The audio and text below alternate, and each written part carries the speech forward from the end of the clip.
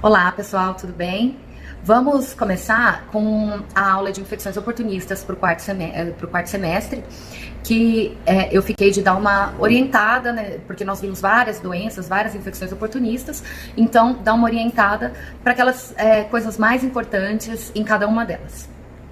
Bom, as infecções oportunistas começaram a ganhar vulto depois da década de 80 por conta do advento da AIDS, né? Com o aparecimento de antibióticos, de corticoides, que aumenta a sobrevida dos pacientes, a gente tem um maior acontecimento de doenças chamadas oportunistas. Essas infecções oportunistas, elas aumentam cerca de 1,7 vezes para cada antibiótico que se prescreve, 7,2 vezes quando você usa catéter venoso central, que é um procedimento invasivo, e 18 vezes quando você submete o paciente à respiração artificial ou à hemodiálise. Então, as infecções oportunistas não são só de pacientes imunodebilitados por conta de câncer, quimioterapia ou AIDS, propriamente dito. Outras doenças que a gente vai ver aqui e procedimentos de saúde podem submeter essa pessoa às infecções oportunistas. Então, o que é uma infecção oportunista? É uma infecção causada por micro-organismos, logicamente, que eles se aproveitam da debilidade daquele organismo naquele momento, da debilidade imune daquele micro-organismo naquele momento. E aí vão causar um dano ao paciente. Quais são os fatores predisponentes para que o paciente desenvolva uma infecção oportunista? Então você pode ter quebra de barreiras, como por exemplo a antibiótico terapia, que acaba eliminando a microbiota do ser vivo, utilização de procedimentos invasivos, como eu dei o exemplo do catéter agora há pouco, a diálise, queimadura, qualquer tipo de quebra de barreira submete esse paciente, predispõe esse paciente a ter infecções oportunistas. Dentre os tratamentos de câncer, nesse campo da quebra de barreira, a gente podia dar como exemplo a radioterapia. Bom, fora essa quebra de barreira, também os defeitos de imunidade propriamente ditos, que daí vai entrar o HIV, linfomas, leucemias, doenças autoimunes, que também vão predispor esse paciente a ter infecções oportunistas. E defeitos da imunidade inata. Então, quando eu uso a quimioterapia, a radioterapia, quando eu tenho diabetes mellitus, doenças granulomatosas, eu posso predispor esse paciente também a essas doenças. Bom, então, eu vou deixar algumas informações nos slides sobre os tratamentos, né, do paciente com câncer, mas não vou entrar nesses detalhes agora. Vou entrar mais na questão das bactérias, dos fungos, dos vírus que podem acometer esses pacientes, causando infecções oportunistas. Bom, quais são as bactérias que a gente conversa lá desde o primeiro semestre que podem causar infecções em humanos e que geralmente causam infecções em humanos? Então a gente tem algumas bactérias aí que são classificadas pela coloração de Gram, e a gente sempre fala dos cocos gram-positivos, estafilococcus, streptococcus, o enterococcus, os bacilos gram-negativos, que são os grupos das enterobactérias principalmente. Sempre a gente deixou os não fermentadores um pouco de lado, por eles serem mais frequentes em ambientes hospitalares, e agora vocês vão entender que esses agentes são considerados agentes oportunistas. E todas essas bactérias, inclusive algumas que não são classificadas pelo método de Gram, por exemplo, a tuberculose, que é causada pelo micobactério, são muito frequentes em infecções em humanos. Agora, o que são as infecções oportunistas propriamente ditas? Então, elas normalmente são infecções que não causam doença em pacientes imunocompetentes e que, a partir do momento que o paciente está debilitado, ela vai causar doença naquele paciente. Então, normalmente inofensiva, mas quando o sistema imune está baixo, ela pode ser até letal, certo? Então, se a gente for pensar em HIV, que foi aonde começou a notoriedade dessas infecções oportunistas, a gente tem vários vírus, como por exemplo herpes, hepatite, citomegalovírus, que são vírus frequentes muito mais frequentes nesses pacientes do que na população em geral. Nesse pensamento também, os fungos, por exemplo, o paciente com HIV, ele pode ter candidíase bucal, que tirando aí as crianças, né, os pacientes mais novos, não acontece no indivíduo adulto, né, normalmente, mas quando o paciente tem uma imunodeficiência, como por exemplo o HIV, ela pode aparecer. Além da cândida, nós temos os criptococos, histoplasma, coccidioidomicoses, aspergilos, fusário, vários fungos que são muito frequentes em infecções com pacientes imunodebilitados. As bactérias, nós temos bactérias relacionadas à tuberculose, tanto Mycobacterium tuberculose como outras micobactérias que geralmente não causam doença em pacientes imunocompetentes, como bactérias do complexo MAC, que são micobactérias diferentes, Mycobacterium avium, Pneumocystis carini, que são considerados infecções oportunistas. E ainda tem os parasitas, né? Que, claro, Plasmodium, Toxoplasma, Cryptosporidium, pode causar infecções graves em pacientes imunodebilitados. Bom, a gente vai falar bastante de fungos, porque grande parte dessas infecções oportunistas são causadas por fungos. Então, o que são fungos? Fungos são seres eucarióticos, ou seja, possuem uma célula complexa, com um núcleo organizado, carioteca. Você tem vários tipos de organelas, como mitocôndrias, complexo de Golgi, lisossomos. Então, é uma estrutura complexa. Pode estar associada normalmente a micoses, a processos alérgicos, né, pela toxicidade desses micro-organismos. São utilizados também na alimentação, na antibiótico terapia, lembram do Penicillium notatum, lá da penicilina. E alguns fungos causam doenças, principalmente em imunocomprometidos, como é o caso, por exemplo, de Fusarium e de Aspergillus, que são fungos do ambiente. O ramo da biologia que estuda os fungos é a micologia, está dentro da microbiologia, então a gente vai falar um pouco desses seres. Os fungos existem em toda a natureza, solo, ar, poeira, água, plantas, frutas, mas eles têm habitats preferidos, vamos dizer dessa forma. Ele tem uma parede celular rígida, totalmente diferente da parede celular bacteriana. Lembrem-se que o peptídeo glicano da parede celular bacteriana é exclusiva da bactéria. Os fungos possuem uma parede composta de quitina, que é um polímero também de açúcar, mas diferente lá do peptídeo glicano. Ele é bem desorganizado, você tem glicoproteínas e tem uma camada na membrana celular de ergosterol. É importante a gente já ir gravando isso, porque a maioria dos antifúngicos agem nessa camada de ergosterol na membrana, tá bom? Vocês vão ouvir muito palavras como glucana, mananas, que são componentes de açúcar dessa parede de quitina, tá bom? Bom, esses fungos podem ser leveduras, que são formas simples, unicelulares e que se reproduzem por brotamento. Crescem geralmente em torno de 37 graus. Filamentosos, que crescem melhor a 25 graus. Eles são extensões em formato de tubos, são pluricelulares e o conjunto desses filamentos vão ser chamados de micélios. Lá na aula vocês vão poder ver alguns exemplos disso. E você tem o fungo dimórfico. O que é o fungo dimórfico? Ele pode ficar em formato de levedura e em formato de filamento. Então, a 25 graus, ele vai ficar em formato de filamento. Se você colocar esse fungo a 37 graus, ele vai ficar em formato de levedura, certo? Então, por exemplo, a cândida é uma levedura. O aspergillus é um filamento. Então, são fungos que só têm um formato. Agora, no caso dos fungos dimórficos, eles podem assumir os dois formatos. Só para vocês visualizarem, os micélios, né, esses filamentos que eu tô falando são os fungos filamentosos. O bolor do pão, por exemplo, é um exemplo de micélio, de filamentos fúngicos. Então lá no nosso slide a gente vai poder ver as levedurinhas, que são ovais, são unicelulares, vão fazendo os brotamentozinhos, e os filamentos que são esses tubos, que vão ter os conídeos, enfim. Esses fungos, eles se dispersam no ambiente. Vocês devem lembrar que no passado eu falei para vocês que bactérias não voam, que as bactérias são carreadas por gotículas, por aerosóis ou por superfícies. Já os fungos, eles se dispersam no ar. Eles podem ter reprodução sexuada ou assexuada e eles transmitem esses propágulos, podem se fixar no ar-condicionado, na parede do banheiro, certo?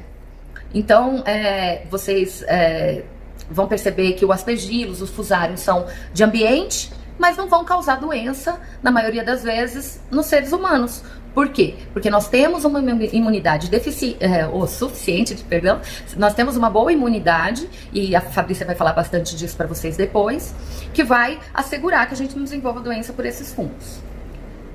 Bom, o diagnóstico de uma infecção fúngica é um pouco diferente. A gente pode visualizar o fungo em exame direto, exame a fresco, que é pegar o material e colocar em KOH e observar no microscópio, porque o fungo é um objeto grande. Ele é uma célula, mesmo de leveduras, são grandes, a gente consegue observar com facilidade no microscópio. A gente também pode ter sorologias para identificar esses fungos. É muito comum a gente ver a solicitação de sorologia para pesquisa de determinados fungos. E pode ainda pesquisar determinados antígenos relacionados a um fungo específico para identificar aquele fungo. A cultura, ela muitas vezes não é utilizada como padrão ouro para identificação, porque a cultura pode demorar muitos dias para o crescimento. Então nós temos fungos aí que demoram 20 a 30 dias para crescer. Hoje em dia, com as técnicas de PCR, reação de polimerase em cadeia, que é a biologia molecular, a gente pode pesquisar o DNA desse fungo e ter esse resultado com muito mais rapidez. Então a cultura hoje é mais para confirmação, para acompanhamento mesmo.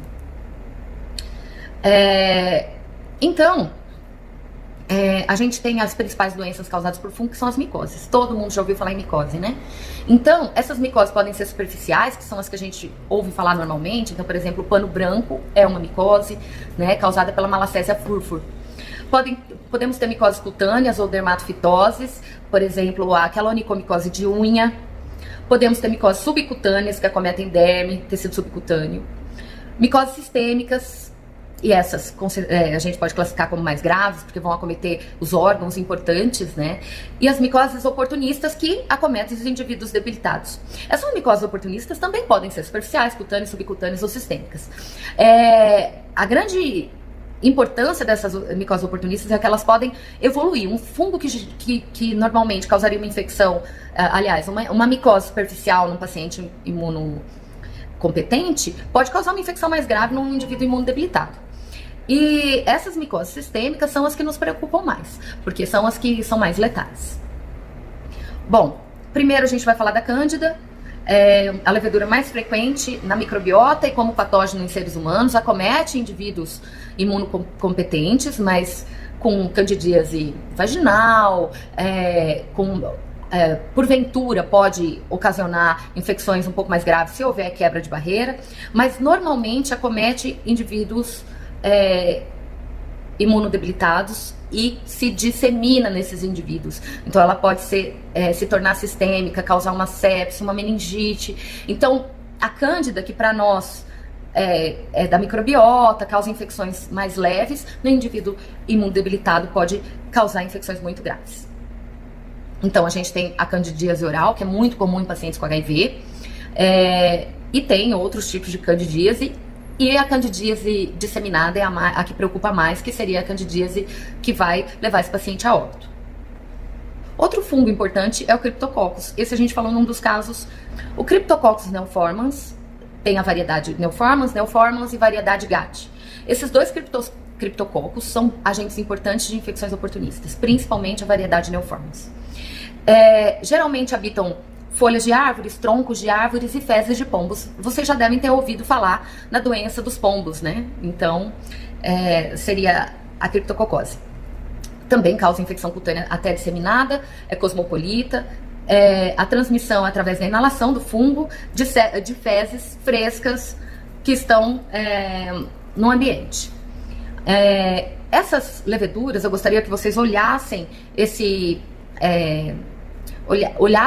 essas imagens do Cryptococcus na tinta negra ou tinta da China, que é o diagnóstico que a gente faz para esse agente, e observassem que elas são leveduras encapsuladas. Elas têm o brotamento semelhante à Cândida, mas elas são leveduras encapsuladas e elas são as únicas leveduras que aparecem na tinta da China, por conta dessa cápsula.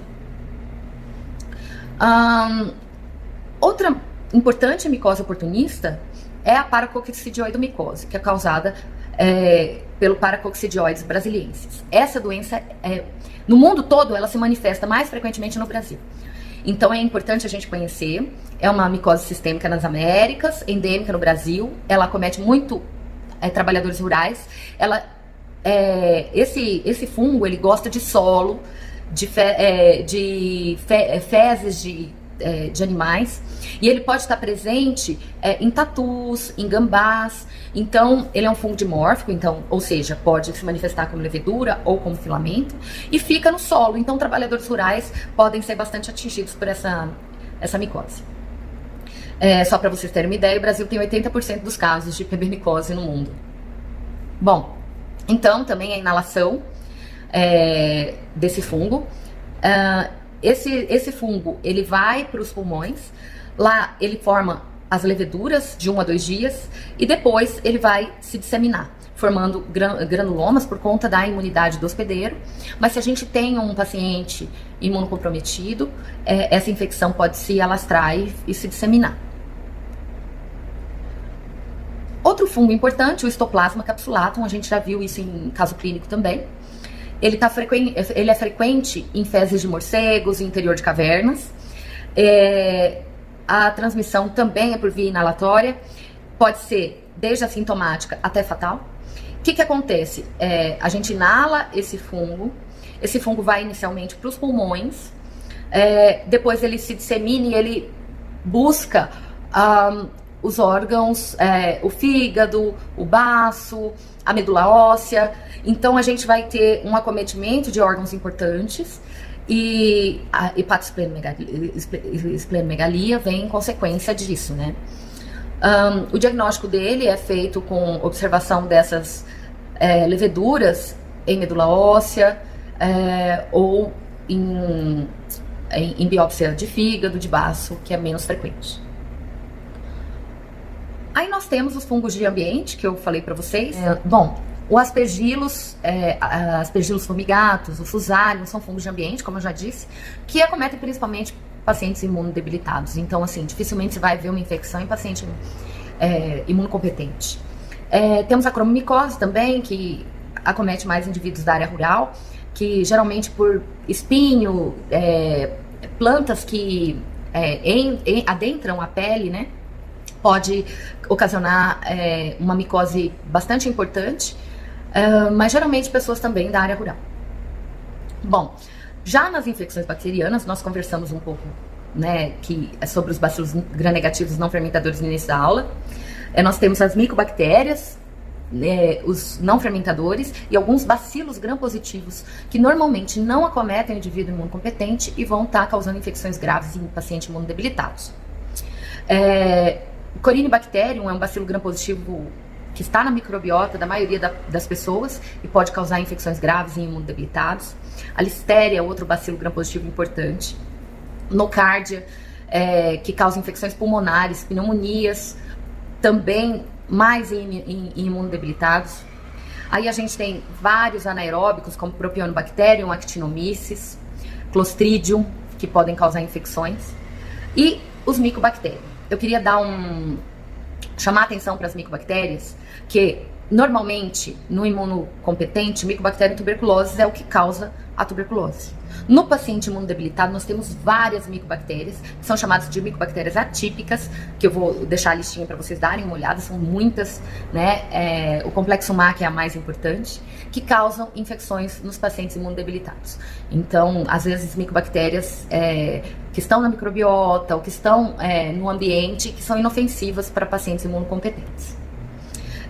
As micobactérias são diagnosticadas através da coloração de Ziehl-Neelsen. A gente não usa o método de Gram para micobactérias. Então vocês vão ver bem bonitinho a foto, tudo azulzinho e uns bacilinhos vermelhinhos. Esses bacilinhos vermelhinhos são as micobactérias. Essa coloração de Ziehl-Neelsen, ela é álcool ácido resistente. Então essas bactérias são álcool ácido resistentes. Na coloração, elas resistem ao álcool ácido como descolorante. Então ela fica vermelhinha no meio do material azul. A gente não vai ter oportunidade de fazer essa coloração, mas é mais para que vocês conheçam mesmo. Bom, eu acho que essas são as principais informações. A gente manter o foco nas nossas infecções oportunistas, nas infecções oportunistas que nós trabalhamos nos casos. Lembrar ainda que a gente trabalhou bastante de exames, então a gente tem lá exames da função hepática, nós temos alguma coisa de análise de líquor, de hemograma, que a gente tem que dar uma revisada. E aí a Fabrícia vai falar um pouco para vocês da importância da imunidade para esses pacientes imunodebilitados. E aí, por que a quimioterapia debilita tanto esse paciente e por que esse paciente tem a imunidade debilitada mesmo antes de fazer a quimioterapia, tá bom? Então, estudem, não deixem para cima da hora, continuem a vida aí, que nós continuamos esperando pelas dúvidas aqui. Tchau!